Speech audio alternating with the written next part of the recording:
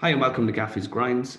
This is a channel where we take leaving cert chemistry topics, we break them down into the most simple ideas we can. We give you very straightforward, simple explanations, and then we give you an opportunity to practice to master the content. With that in mind, a lot of these videos are based around doing a lot of practice. So if you're not going to do the practice, then these videos probably aren't for you. If you're someone who's going to stick with it, listen to the explanations, do the practice, then I really think you're going to master the content and understand the content in a way that you perhaps didn't feel like you could before. So I really encourage you to stick with it and do the practice questions. Another thing I always ask is that you eliminate any distractions now from your study area, and the main ones of those are going to be your mobile phone. So stick it on silent, turn it off, put it in another room, just get rid of it. It's not going to help you. And another thing is to close any open tabs that you've got on your computer, especially anything social media related. This unit is going to be about gases and gas laws. But before we can jump straight into the hard end of gases, we're just going to have to do a quick revision of some stuff that you should already know. And I'm going to do this quite quickly because I expect that you know this stuff from junior science. So first thing we're going to talk about is states of matter. So states of matter. What do we mean by matter? Well, all matter is made of atoms, and these atoms can exist in three different states. So what I've got here is I've got a diagram which represents matter as a solid. So here you can see that there are 9 particles. Now these particles could be molecules, they could be atoms, they could be large molecular structures, giant structures, it could be an ionic lattice. It doesn't really matter. We're just going to talk about the word particle to mean any of those things. So this is how particles in a substance that is a solid would look. Now, first of all, a couple of things to point out. Why do they look like this? Well, the first thing to note is that the particles do not have that much energy. They don't have a lot of energy. So I'm going to show this by using these little dashes to represent movement. So these particles have some movement, but not a lot. So they don't have enough movement that the particles can actually move freely, but they do a movement on the spot, which is what we call vibrate. So vibrate is where something moves, but it doesn't change its position. So something like a guitar string. If you imagine a guitar string, if you pluck it with a plectrum, it vibrates up and down. It's still moving on the spot, but it can't just change its location. It's still stuck to the guitar. Well, particles are kind of like that as well. When they're in a solid, they vibrate, they're shaken on the spot, but they don't actually change their position. And this is because particles don't have much energy. So the particles of a solid, they don't have much energy. And this is because generally, if you consider any substance and you think about when it is a solid, it will be a solid at its lowest temperatures. And that's because the particles don't have much energy. So that's the first thing to note. So these vibration lines or movement lines show that the particles don't have much energy. As a result, they have these forces that hold the particles together. Okay, and because the particles don't have much energy, they can't overcome these forces that are between the particles. So we would describe these forces as being quite strong. So strong forces of attraction. These particles are quite strongly attracted to each other because they don't have much energy. So strong forces of attraction, that means the attraction that's between them is able to keep them stuck together. They have strong forces of attraction when they are in the solid state. This results in them having this fixed regular arrangement. So fixed means it doesn't change. It's fixed and it's regular. Regular just means you can predict its pattern. So it's a fixed regular arrangement. So like you have here, you have rows of 3. So 3, 3, 3. So a fixed regular arrangement. This here is the particles in a solid.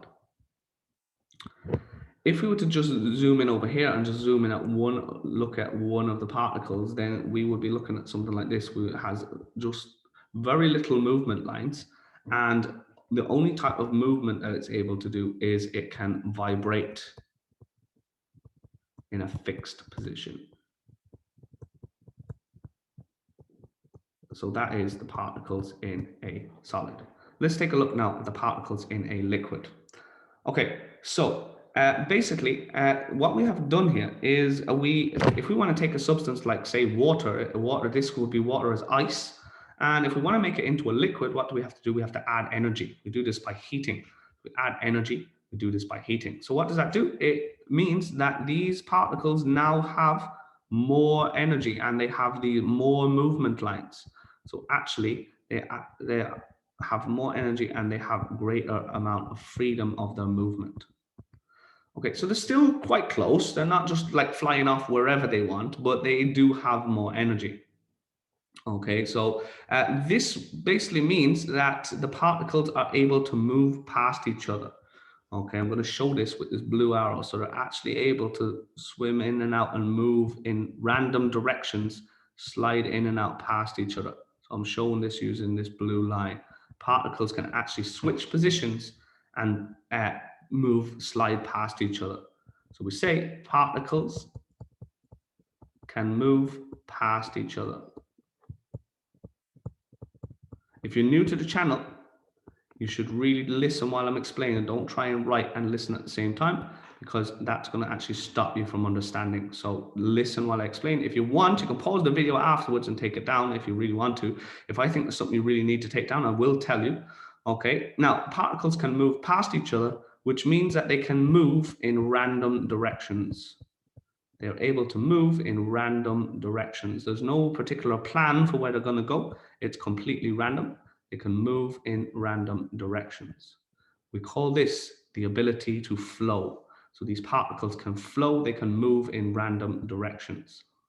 This means that where the particles are held together, the forces of attraction are weaker than in solids.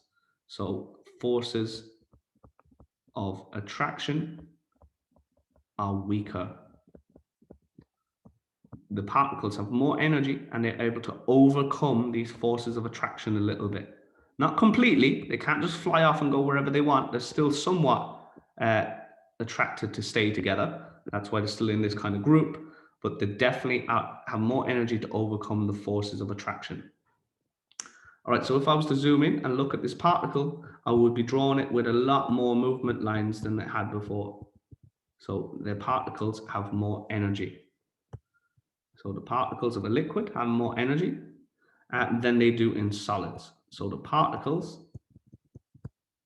have more energy than in solids. This allows them to overcome those forces of attraction and move a little bit more, okay? And their movement, they can slip past each other and the movement is completely random. Now, like I said, in this chapter, we're going to be discussing gases. So gases are the most important thing. They're the one we're going to focus the most on. Okay, so what you notice straight away, or you should notice straight away, is that there is big spaces between the particles. So what does this mean? Well, first of all, a really important thing to note is the particles have way more energy. Okay, so basically you have, if you want to turn water, we've turned it into a liquid by heating. If we want to turn it into a gas, we have to keep heating even more. So we have to keep giving the particles more and more energy. So what this means is that effectively these forces between the particles are almost non-existent because the particles have so much energy. Okay, so the first thing to note, actually, before I do, I'll change my mind. I'm going to get rid of that arrow and do this arrow first. The first thing to note is that the particles have more energy than liquid than when they're a liquid or a solid. Okay, particles have more energy than liquids or solids. So water as a gas has more energy than water as a liquid did and water as a solid did. One more really important idea to get home is that if this substance is water, these particles themselves have not changed. They are the exact same particles. Nothing has changed about them. Look at them. They're all exact same size. The only thing that's changed about them is actually how much energy they have, what the forces are like between them, and how much space is between them. That's literally all that's changing. So heating up particles does not actually change the particles. We have just given them more energy. So we say effectively there is almost no attraction between the particles, almost no attractive forces attractive forces between the particles. Now, the forces are still there, but the particles have so much energy that the forces don't really have any effect between the particles.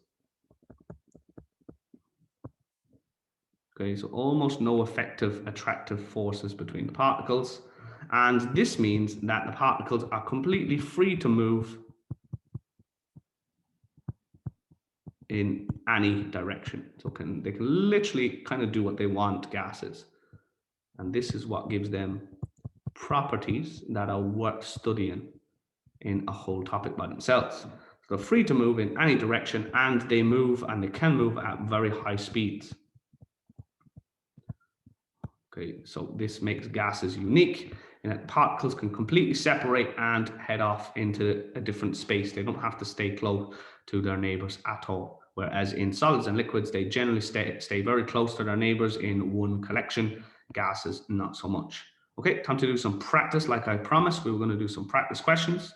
So what I want you to do is I want you to pause the video and I want you to try and answer question 1 to 7. First of all, leave number 8. I will explain how to do that then. So pause the video.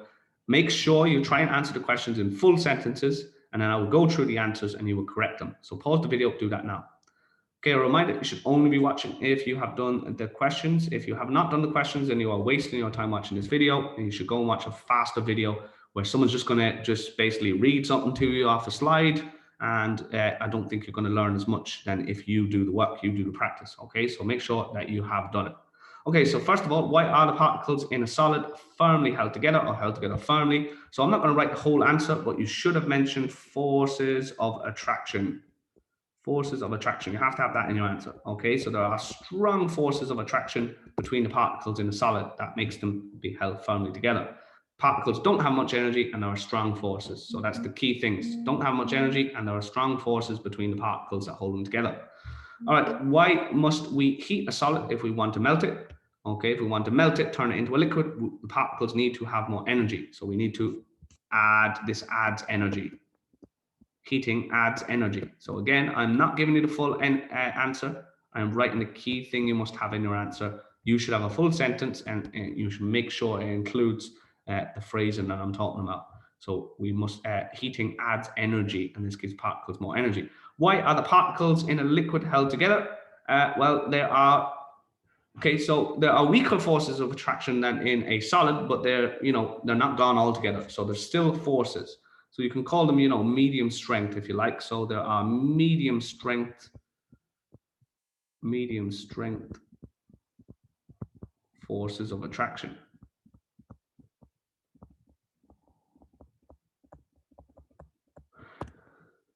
All right, so there are medium strength forces of attraction. You may have also talked about the fact that, oh, sorry, my screen is after crashing. I'm just going to have to pause this for 1 second.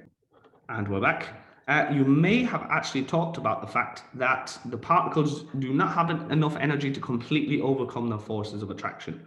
So in a solid, they don't have much energy at all, so the forces are strong. In a liquid, they have a little bit more energy, so they've kind of started to overcome the forces of attraction, but not completely. Okay. Why can liquids float whereas solids can't? Well, this is because the particles are able to move or change position. So particles can change positions. You should have mentioned this, or are free to move if you like, but distinguish that the movement is different. Solids can also move, but it's vibrating on the spot, whereas liquids can change positions when they move. Why must you heat a liquid in order to boil it? Again, you're talking here about this adds energy. It gives more energy to overcome the force of attraction. So adds energy. So you definitely should have talked about this. So basically saying heating would add enough energy for all the particles to overcome the forces of attraction between them. Okay. Compare the arrangement of particles in a solid, liquid, and a gas. Okay, so we'd say solids have a regular arrangement.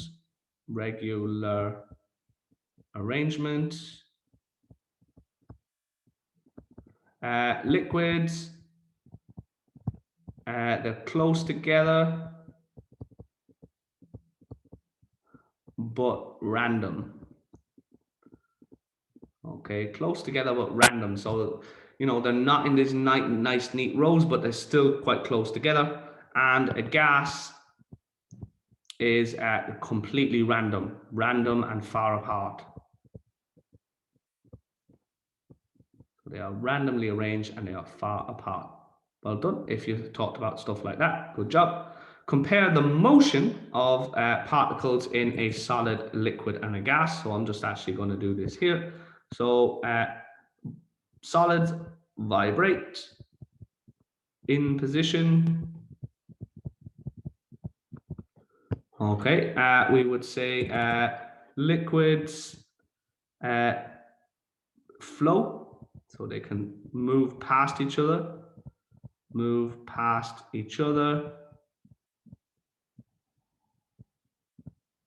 and I would definitely say random. And finally, gases flow, random, and high speed. So they can definitely move at higher speeds and further distances. Okay, so well done if you said that. Right, I told you to leave number 8, and when I moved it, it changed its number, so I'm just going to put it back to number 8. All right, so what you guys have to do is you have to basically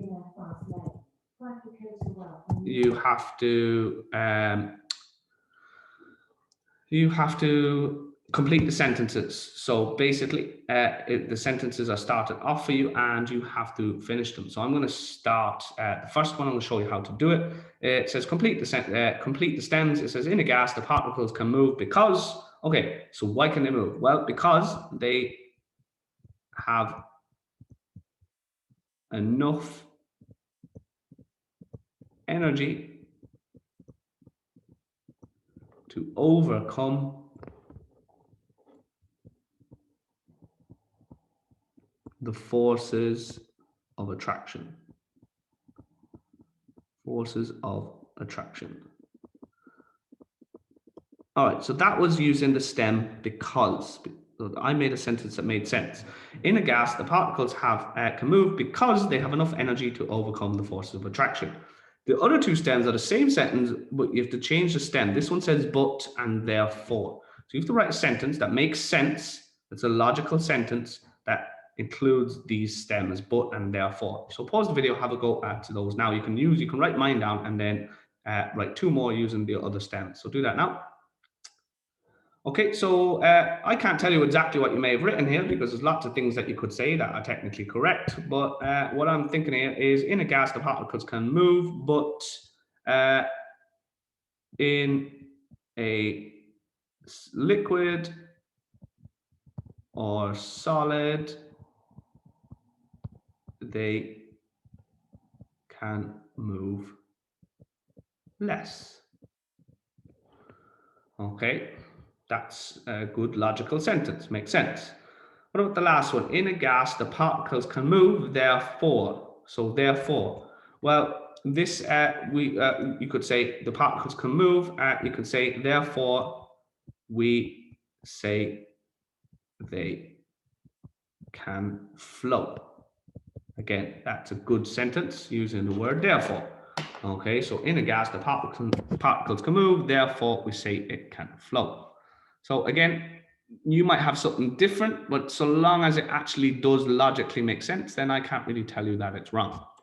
All right, let's go back. We've got a little bit more to do today. So all of that should have been pretty good, pretty much revision for you guys. You should have covered stuff like that before.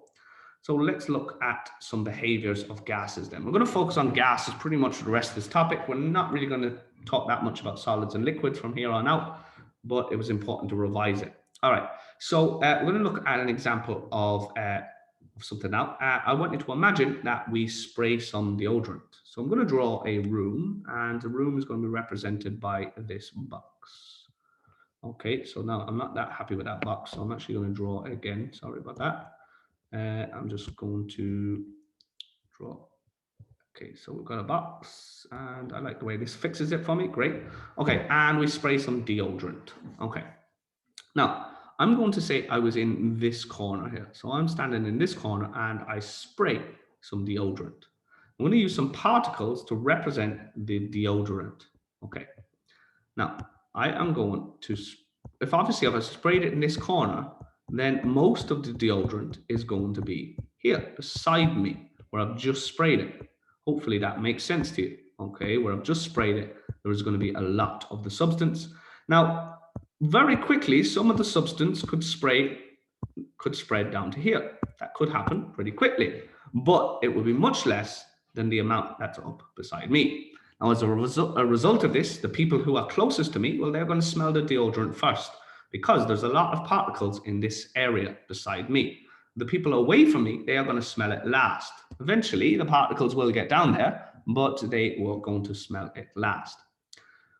Now, this here, we call this, and this is really important, we call this area down here, if I was to divide this, just an imaginary line, I was to divide this room in half, this red line showing the left and the right, we would say that the area on the left of this line, especially toward further left you go, we say that this is an area of high concentration. So this word concentration really means how much of a substance there is in an area. So this here is an area of high concentration. So this down here is an area of low concentration. And the people who are in an area of high concentration, they are going to smell the deodorant first. And they are also going to smell it the strongest. The people who are further away, they are going to smell it just the weaker. They're just going to maybe get a hint of a smell, and it's going to take longer for it to get to them. Now, this is what it's like at the start when I've just sprayed it. This is at the start. Now, what happens if I was to wait for a couple of minutes, or maybe even not even a couple of minutes, maybe a couple of seconds would do? Well, if I was to draw the room again in a minute or two, then it's going to look like this. The particles are eventually going to be very equally spread out through the room. This is the same. This is also true for any container that contains a gas substance. Okay, so this is what it looks like at the end. We now have an equal concentration. We no longer have an area of high concentration and an area of low concentration. We have the substance is equally spread out in the container. So you see what's happened. It's gone from high concentration and it's spread to an area of low concentration.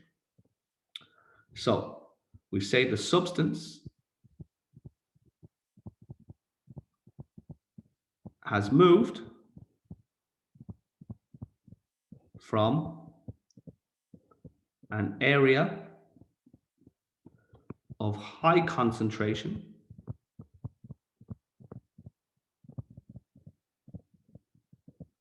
to an area of low concentration.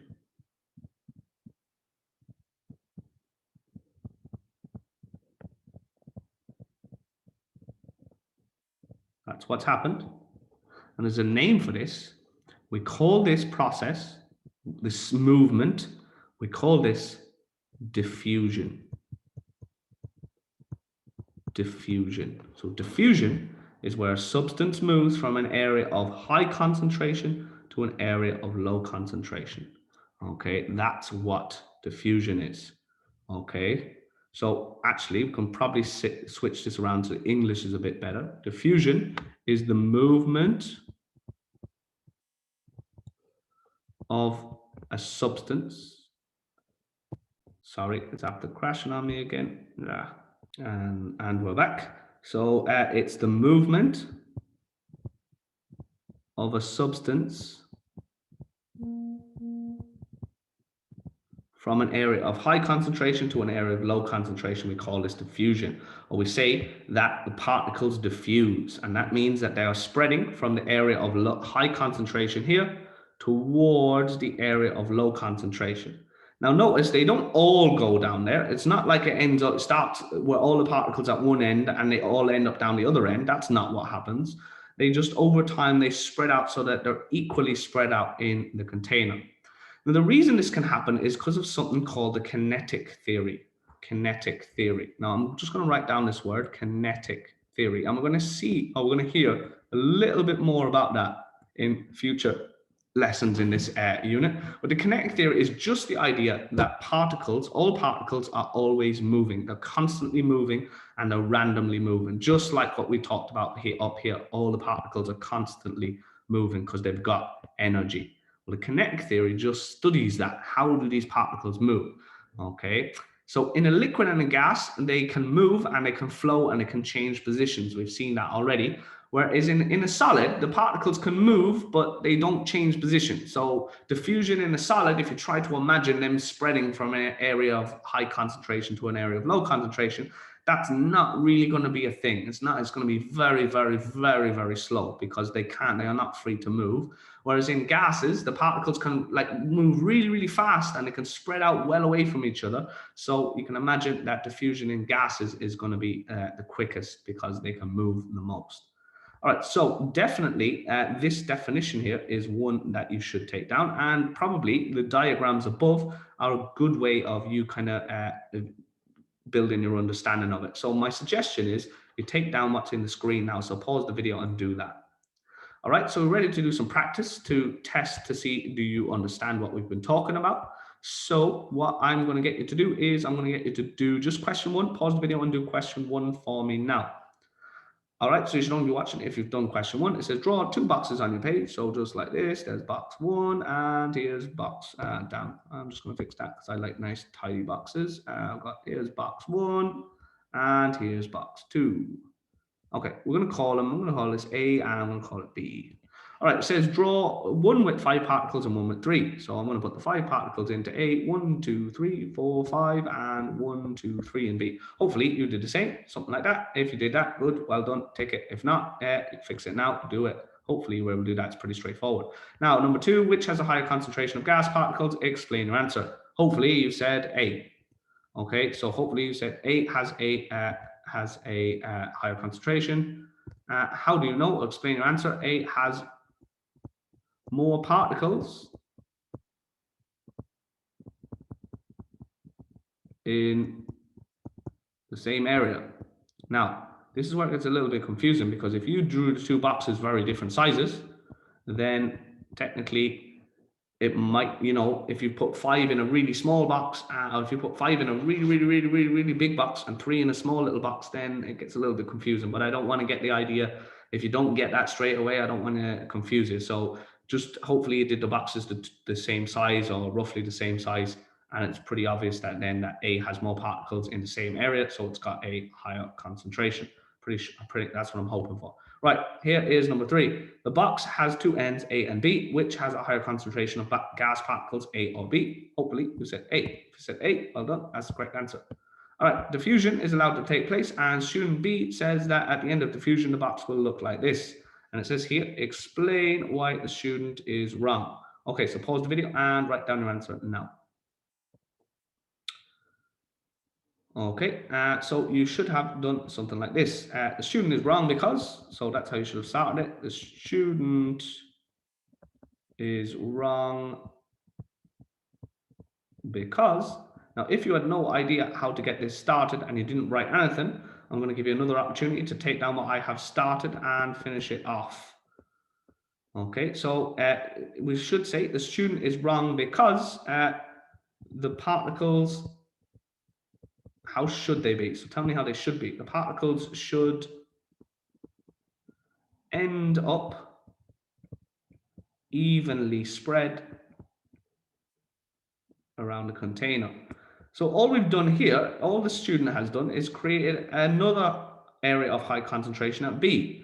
So that is not what's going to happen, because then we know the particles aren't going to stay in that high concentration at B. They want to spread back towards A.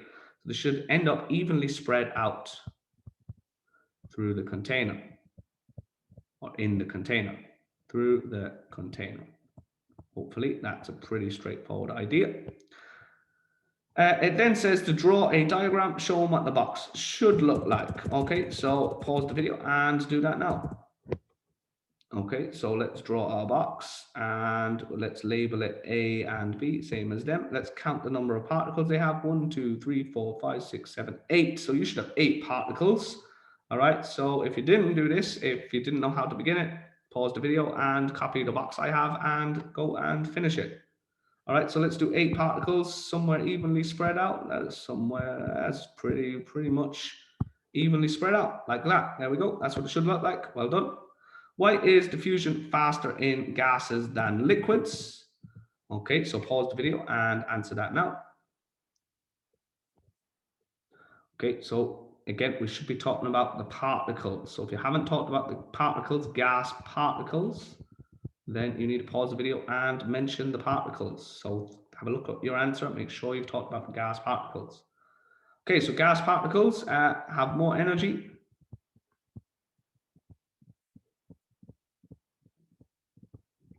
And can move more freely than liquids. Okay, so hopefully you said that. Something about the gas particles being able to move more and having more energy than in the liquid particles. If you said that, well done, good job, let's correct it. All right, last one. Someone is frying bacon in the food tech classroom, or in other words, the home ec classroom down the corridor and around the corner from the science lab. Use particle and kinetic theory. Actually, you know what, I'm just going to change that. I just want you to use a diagram. So draw a diagram.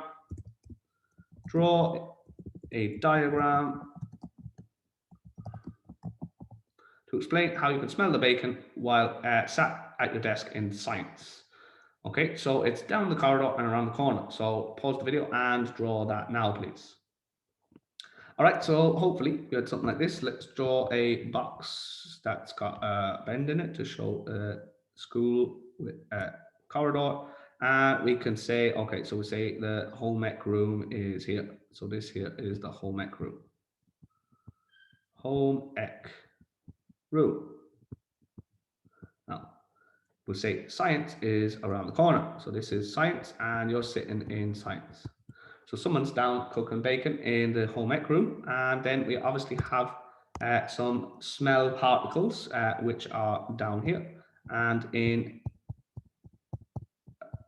just outside the home ec room with the door open, we say we have a high concentration because this is where the particles are being cooked. So this is where they all are. And down the corridor and around the corner, we have an area of low concentration of bacon particles. Okay, so hopefully you had something like that, high concentration and low concentration. And then just to explain, particles will diffuse. Particles will diffuse. What does this mean? They will move from the home ec room, where they have a what type of concentration? On 3, speak it to the screen. 1, 2, 3. Okay, so they have a high concentration.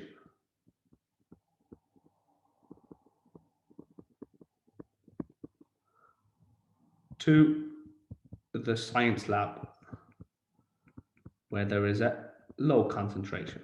Okay, so hopefully you have mentioned that. So particles will diffuse, which means they will move from the high concentration at the home ec room to the science lab, which is a low concentration. And when they move there and they arrive, then you will smell them. Now, you won't smell them as won't be as strong of a smell as the people standing in the home ec room could smell the nice, lovely, tasty smell of bacon, but you will definitely get what's been cooked down there. You might not necessarily be able to figure out what it is, but you might get a smell of food down the corridor. It might not be bacon. It could be the same for so if they're bacon buns or something nice down there. Again, you get an idea that there's definitely something nice coming from down there. The closer you get to it, the closer you get to the home ec room, the more idea you might have about what it is that you're actually cooking, because you're getting stronger, more of the particles. You're going to smell more of them as you go closer to the room as they diffuse down towards you. Okay, that's it, guys. So today you have recapped particle theory, which is basically where we look at states of matter and what the models of a solid, liquid, and gas, how do we draw them, and we have learned about diffusion and what diffusion is. Now, diffusion is important to keep in mind when it comes to gases, because it does help us to understand how the particles move and how they behave and how they spread out. Okay, so that's it for today's video. If you found it easy enough to follow, please do leave the video a like. And if you have any comments, or if you'd like me to make any other videos for you in the future, do leave a comment down below so I can get cracking on that for you. Okay, thanks guys. We'll see you in the next one.